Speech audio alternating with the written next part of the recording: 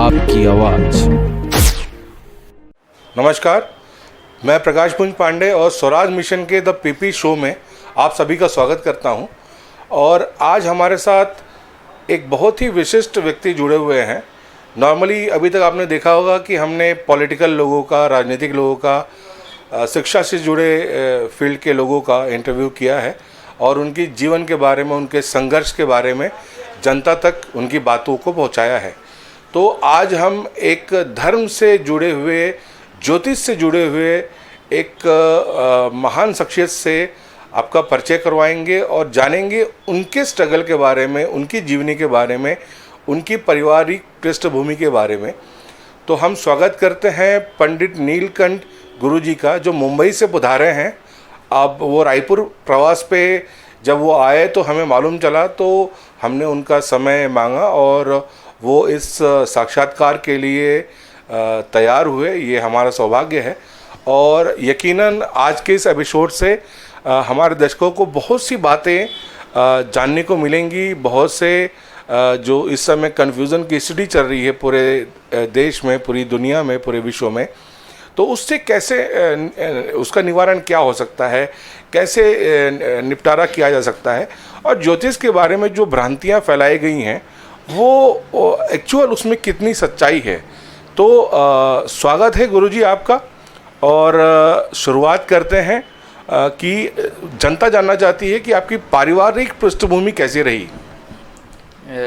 नमस्कार, मैं नीलकंठ गुरुजी मुंबई से हूँ और मैंने अपने लाइफ में उम्र के 10 से 11 वर्ष के आयु से जो मैंने स्ट्रगल किया है, स्ट्रगल मीन्स ये जो हमारा कार्य है जैसे ज्योतिष शास्त्र का, ये पूर्वजों से ही चलता आ रहा है, कई पीढ़ियों से चलता आ रहा है।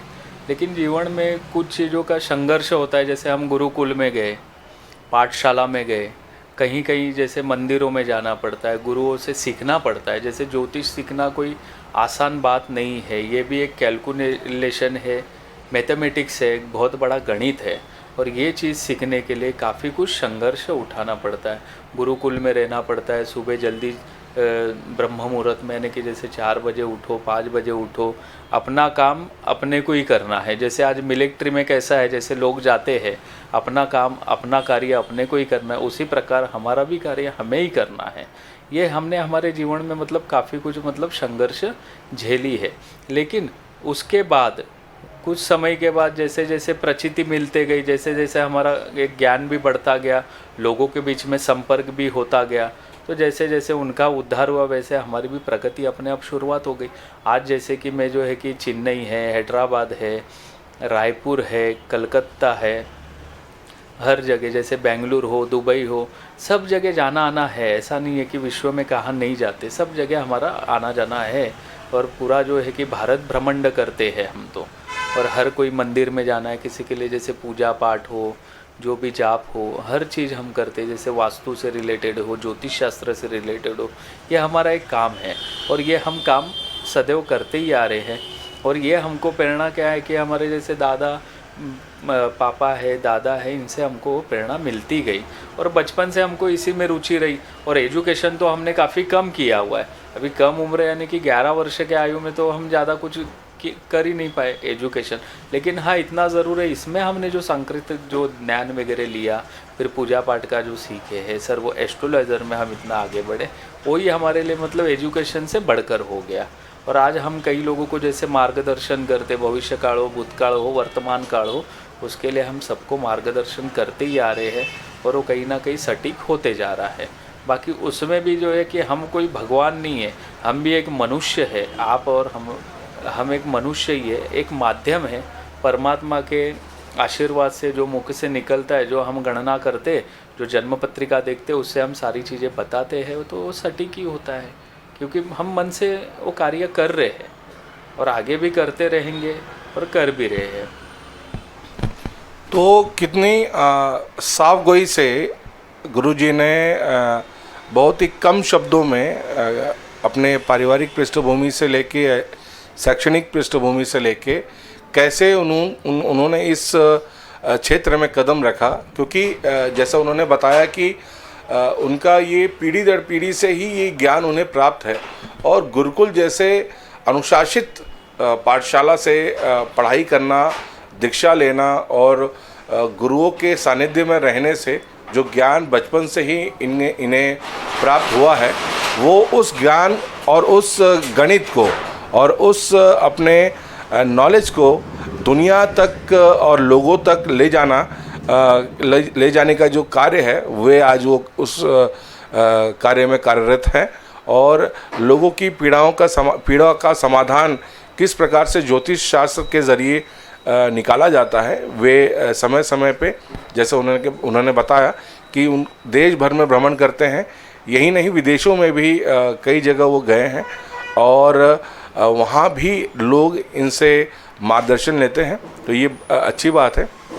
गुरुजी, एक मिथ, एक भ्रम बना हुआ है कि इस वैज्ञानिक युग में एस्ट्रोलॉजी पे कौन बिलीव करता है? भाई, कौन बता सकता है कि भविष्य किसका क्या है?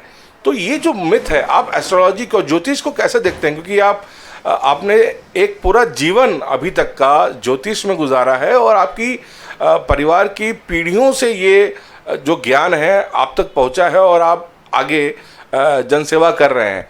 तो ये भी एक जनसेवा है। तो आप ज्योतिष को कैसे देखते हैं? देखिए, ज्योतिष शास्त्र जो है कि एक तो है कि जन्म पत्रिका हो गया, हस्तरेखा हो गया, फेस रीडिंग हो गया, सिग्नेचर रीडिंग भी हो गया, बहुत सी चीज़ें हैं इससे ज्योतिष शास्त्र की गणना होती है।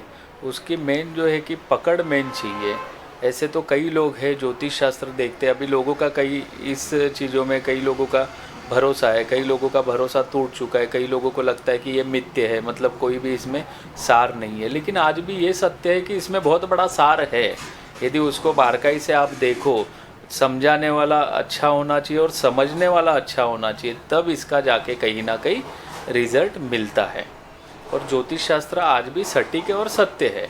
हम तो एक जैसे मैप है दिखा देंगे आपको चलना है, और सामने वाला भी उसी विश्वास से व्यवस्थित चले तो उनको उसका रिजल्ट परिपूर्ण मिलता है, जो हमने अभी तक देखा हुआ है। अगर कोई नास्तिक ही है जिसके मन में भाव ही नहीं, आस्था ही नहीं है, फिर वो तो यही सोचेगा, अगर सही भी बोलो तो वो बोलेगा ये गलत ही है। तो ये जो सत्य चीज़ें हैं बस मानो, इसको इतना मानो कि जितना आप मान सकते हो। कहीं मैं ये बता दूंगा कि ऐसा है तो आप एक जगह पे बैठे रहोगे, कर्म नहीं करोगे तो आगे नहीं बढ़ोगे। और मेन सबसे चीज़ इसमें यही है कि कर्म जितना आप करोगे उतना उसका फल पाओगे, और कर्म से बड़ा कोई धर्म भी नहीं है। ऐसी बात धर्म है। ये बहुत बड़ी बात, बहुत बड़ी सीख दी है गुरुजी ने कि कर्म से बड़ा कोई धर्म नहीं है। और रामायण में भी प्रभु श्री राम ने यही कहा है, जब लक्ष्मण जी ने उनसे प्रश्न पूछा था कि भैया कर्म क्या होता है और धर्म क्या होता है, तो उन्होंने बहुत ही सटीक शब्दों में कहा था। हम सब ने महाभारत पढ़ी है, सीरियल के माध्यम से देखा भी है। उन्होंने यही कहा था कि आपका कर्म ही धर्म है। राजा का धर्म है अपने देश की, प्रदेश की रक्षा करना, और एक आम व्यक्ति का धर्म है उसके परिवार का, उसके कुल का, उसके भाई बहनों का, उसके नाते रिश्तेदारों का रक्षा करना और उनके लिए काम करना। तो गुरुजी ने एक लाइन में जीवन का सार बताया है कि कर्म ही धर्म है और धर्म ही कर्म है। तो कृष्ण भगवान ने भी ये कहा था कि कर्मण्येवाधिकारस्ते मा फलेषु कदाचन, तो कर्म किए जाए और फल की चिंता ना करें। और जैसे एक बहुत बड़ा उदाहरण उन्होंने दिया है कि ज्योतिष एक मार्गदर्शन है, एक कैलकुलेशन है। आपको कर्म के साथ साथ जो धैर्य होता है, धैर्य ही सफलता की सबसे बड़ी कुंजी होती है। धैर्य भी रखना है। एक दिन में कोई काम नहीं होता है, जैसे कि एक कहावत है कि हथेली पे सरसों नहीं उगता है, तो उसके लिए भी एक पूरा प्रोसेस होता है। एक फल प्राप्त करने के लिए भी बीज बोना पड़ता है, उससे सींचना पड़ता है, वो पेड़ बनता है, उसको कीटनाशकों से बचाना पड़ता है, कीड़ों से बचाना पड़ता है कीटनाशक डाल के, उसमें बहुत समय लगता है। तो वो पेशेंस हमारे जीवन में भी हमें रखना पड़ता है, वो धैर्य हमें रखना पड़ता है, और धैर्य ही सफलता की कुंजी है। कर्म किए जाए, कर्म ही धर्म है और धर्म ही कर्म है। ये बहुत बड़ा उदाहरण और बहुत बड़ा संदेश आज नीलकंठ गुरुजी ने स्वराज मिशन के इस पीपी शो में दिया है। और हमारा मोटिव यही है कि इस शो से अगर कुछ लोगों को भी समाधान मिले, कुछ लोगों को भी मॉरल बूस्ट मिले या मार्गदर्शन मिले, तो हमें लगेगा कि हमारा प्रयास सफल हुआ है।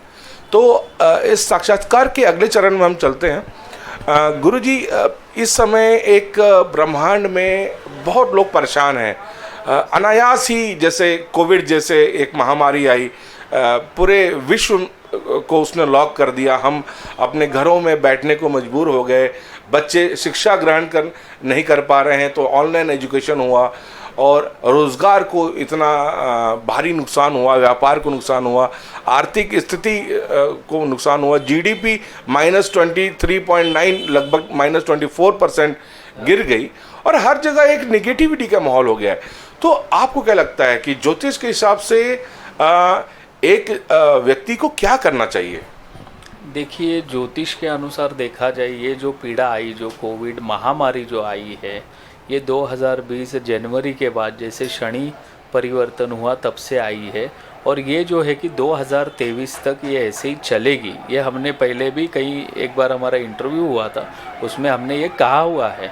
अभी भी आपको ये बता रहा हूँ कि आने वाले 2023 में ये परिपूर्ण मोक्ष हो जाएगी, क्योंकि जैसे ग्रह चेंज होंगे वैसे वो पर्यावरण भी मतलब कहीं ना कहीं चेंज होता है। उसी के नक्षत्र ग्रहों के चलते ही सर्व कुछ चीज़ें चलती है, जैसे गर्मी भी होना, ठंड भी आना, ऋतु भी चेंज होना, ये सब उसी का एक कारण है, जैसे ग्रह नक्षत्रों का। तो उसी प्रकार से ये भी जो है कि पीड़ा ये ख़त्म हो जाएगी। बस लोगों को भी ये थोड़ा ध्यान देना है, पर्यावरण का भी लक्ष्य देना है, पेड़ लगाओ, उसमें जल दो, मतलब हो सके उतना स्वच्छता और प्रदूषण मतलब बचे, तो सब चीज़ें व्यवस्थित हो जाएगी उसमें भी। तो ये एक प्रकृति ने भी संदेश दिया है, गुरुजी का इशारा उसी तरफ था कि हमें प्रकृति से छेड़छाड़ नहीं करनी है, हमें प्रकृति का संरक्षण करना है, तभी प्रकृति हमारा भी संरक्षण करेगी। और ज़्यादा से ज़्यादा पेड़ लगाएं, हरियाली रखें अपने आसपास और स्वच्छता मेंटेन करें। और सरकारें भी इस पे स्वच्छ भारत मिशन का एजेंडा चला रही हैं, ये संदेश दे रही हैं। और पेड़ लगाओ, पानी बचाओ, ये बहुत बड़ी बात होती है। जब पेड़ लगेंगे तो पानी बचेगा, क्योंकि ज़मीनें उतनी ही हैं जितनी एक बार विधाता ने बनाई है पृथ्वी बनने के बाद, और ज़मीनें दिन ब दिन यूज़ की कम होते जा रही हैं। तो हमें पेड़ बचाना है, हमारे जंगल बचाना है। और ऐसी ही मुहिम छत्तीसगढ़ सरकार भी चला रही है, जो नरवा गरवा गुरुआ बाड़ी का जो प्रोजेक्ट है, जो आज देश भर में बहुत प्रचलित हो रहा है। कांग्रेस की जो सरकार ने यहाँ पे भूपेश बघेल के नेतृत्व में जिस प्रकार से इस मुहिम को शुरू किया गया है, वो भी काबिल तारीफ़ है। और गुरुजी का भी जो इशारा है लगभग उसी तरह है। गुरुजी, छत्तीसगढ़ में अगले साल विधानसभा चुनाव हैं, तो आपको क्या लगता है कि ज्योतिष के अनुसार अगले साल ऊंट किस करवट बैठेगा? क्या कांग्रेस सरकार रिपीट होगी या भारतीय जनता पार्टी एक नए जोश के साथ वापस आएगी, या कोई तीसरा मोर्चा भी सामने आ सकता है? देखिए, आपने बहुत बड़ा प्रश्न किया है। इस प्रश्न का तो उत्तर मैं आपको यही दे सकता, क्योंकि अभी तक मैंने परिपूर्ण तो आकलन ऐसा इसमें नहीं किया हुआ है। लेकिन फिर भी एक चीज़ यही है कि आने वाले वक्त में, आने वाले समय में फिर से जो सरकार है, कांग्रेस सरकार, ये इनका ही आने का परिपूर्ण योग है इसमें। लेकिन इसमें जैसे कि क्या है, पूर्ण कितने सीटों से आएगी कि कम सीटों से, ये अभी उनको या कोई पक्ष सपोर्ट करता है क्या है, ये अभी मैं इतना आकलन आपको मतलब नहीं बता पाऊँगा। लेकिन कांग्रेस सरकार फिर से यहाँ पे छत्तीसगढ़ में आएगी, ये मेरा अभी तक का गणित है। तो गुरुजी के गणित और ज्योतिष के अनुसार अगले साल कांग्रेस सरकार रिपीट कर सकती है। उनके जो बोलने का, चूँकि वो राजनीतिक व्यक्ति नहीं है, लेकिन मैं उन्हें कई साल से जानता हूं, तो उनका जो बोलने का तात्पर्य ये है कि सीटों में 19-20 हो सकता है, कांग्रेस को कुछ ज़्यादा मेहनत करनी पड़ सकती है संगठन लेवल पे। लेकिन कांग्रेस के लिए ये राहत की खबर है कि ज्योतिष के अनुसार कांग्रेस अगले साल फिर से रिपीट करेगी और इस पर बीजेपी को भी सोचना होगा। अंत में गुरुजी, छत्तीसगढ़ और देश की जनता के लिए कोई संदेश? अभी देखिए, सबका मंगलमयी हो, शुभकामनाएं है हमारी। और दूसरी चीज़ ये है, आप हमारे मित्र ही है, प्रकाश पुंज पांडे जी, मतलब काफ़ी सालों से हमारा इनका संपर्क है और इन्होंने मतलब हर वक्त में इनका सहयोग हमें रहता ही है, कोई ना कोई चीज़ों में तो रहता ही है। जैसे हमारा कुछ पंचांग भी निकलता है, डेली पंचांग भी निकलता है, तो उसे उसमें भी ये मोटिवेट हर वक्त करते ही है, रोज़ करते ही है। हर किसी को तो दैनिक राशिफल पढ़ने के लिए तो मिलता ही है, और हमको इस चैनल को भी हम बहुत बहुत शुभकामनाएं देना चाहते हैं स्वराज मिशन को, कि आगे प्रगति करे और विजय भव, और ऐसा आशीर्वाद है। तो गुरु जी का आशीर्वाद मिल गया तो यकीनन विजय प्राप्ति होगी, और हमारा उद्देश्य यही है कि हम जनता के बीच में अपने प्रतिनिधियों की, जो उनके प्रतिनिधि हैं, उनकी जीवनी, उनके संघर्ष की कहानी लेके जाएं, ताकि एक प्रेरणा सोर्स बने। और गुरु जी ने आशीर्वाद दिया, गुरु जी का आशीर्वाद हमेशा हमें मिलता रहता है, इसके लिए उनका बहुत बहुत धन्यवाद। और स्वराज मिशन के जो न्यूज़ पोर्टल है, उससे हम अपने लोगों को डेली पंडित नीलकंठ गुरु जी का राशिफल जरूर भेजते हैं। आप सब लोग भी देखे हैं और मिलता रहता है। गूगल पे आप सर्च भी कर सकते हैं, swarajmission.com पे आप जाएंगे तो गुरु जी के भेजे हुए दैनिक राशिफल आप देख सकते हैं। और अगर किसी को कुछ परामर्श की भी आवश्यकता है तो मैं कमेंट सेक्शन में गुरु जी के नंबर में ड्रॉप कर दूंगा, लिख दूंगा। अगर आपको किसी भी प्रकार का परामर्श लेना हो तो आप उनसे बात कर सकते हैं, हमारे नंबर्स पे भी बात कर सकते हैं। और गुरु जी चूँकि जैसा उन्होंने बताया कि पूरे देश में वो यात्रा करते रहते हैं, तो जब भी वो रायपुर प्रवास में होते हैं तो यकीनन वो यहाँ वो लोग इनसे मिल सकते हैं, उनका जो भी शेड्यूल होता है उसके हिसाब से। और देश विदेश के भी जो लोग हैं, क्योंकि ये तो चैनल हर जगह देखा जाता है, तो वो भी फ़ोन के ज़रिए इनसे परामर्श ले सकते हैं। और हमारा जो आज के साक्षात्कार का जो मोटिव था, जो प्रयोजन था, वो यही था कि एस्ट्रोलॉजी के बारे में जो मिथ होती है वो लोगों तक पहुँचे। और एस्ट्रोलॉजी भी एक विज्ञान का अंग है, वो भी एक कैलकुलेशन है। जैसे गुरुजी ने बताया कि वो भी मैथमेटिक्स है, गणित है, और हर चीज़ कैलकुलेशन पे होती है। तभी हनुमान चालीसा में सदियों पहले सूर्य की दूरी बता दी गई थी। तो ये एक बहुत बड़ी बात है कि हमारे जो पूर्वज थे वो साइंस के साथ साथ एस्ट्रोलॉजी को उस समय कितना इम्पोर्टेंस देते थे, और एस्ट्रोलॉजी उस समय साइंस से बड़ी होती थी। और शायद अब वो कहीं विलुप्त हो गया है वो ज्ञान। और पंडित नीलकंठ गुरु जी जैसे गुरुओं के द्वारा, जैसे लोगों के द्वारा जो जनसेवा करते हैं, इनके द्वारा ही वो विद्या आज भी जीवंत है। जैसे उन्होंने कहा कि वो कई पीढ़ियां ना जाने, उन्हें तो पता भी नहीं है कि कितनी पीढ़ी से ये उनके परिवार में वो ज्ञान व्याप्त है। तो ये ईश्वर का आशीर्वाद है। हर व्यक्ति समाज में अपनी एक अहम भूमिका निभाता है, और गुरु जी भी अपनी भूमिका उसी प्रकार से निभा रहे हैं। और मुझे लगता है कि एक अच्छा संदेश लोगों तक गया है, और आने वाले अगले एपिसोड में एक ऐसे ही शख्सियत के साथ हम फिर से रूबरू होंगे। तब तक के लिए धन्यवाद।